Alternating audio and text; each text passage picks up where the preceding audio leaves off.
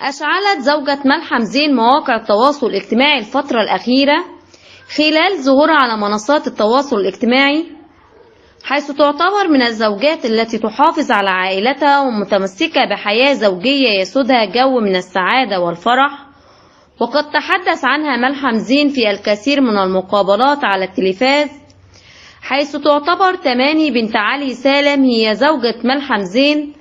فقد كان رئيسا سابقا لليمن. ارتبط ملحم زين بتماني بعد قصة حب قوية، حيث أنشأ حفل زفافهم داخل العاصمة بيروت في سنة 2008.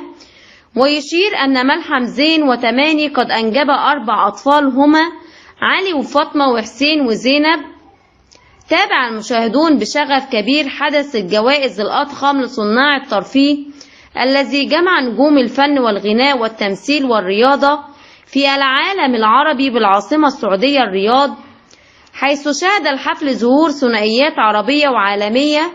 وأبرز تلك الثنائيات الفنان السوري باسل الخياط وزوجته ناهد زيدان، والتي تألقت بفستان أسود أنيق تفوقت به على الكثير من الإطلالات خلال الحفل، حيث أطلت السيدة ناهد زيدان بإطلالة كلاسيكية متناغمة باللون الأسود، وجمعت إطلالتها مع إطلالة زوجها الفنان باسل الخياط ما بين القماش المخمل والريش ونفس اللون الأسود الأنيق ليبدو متشابهان جدا.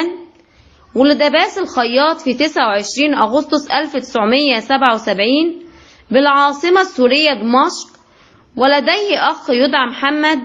بدأ التمثيل منذ أن كان في 8 من عمره، حيث شارك في مسرح الأطفال، وشارك في الكثير من المسرحيات في فرنسا ومصر وبيروت والأردن والكويت وسوريا. متزوج من السيدة ناهد زيدان.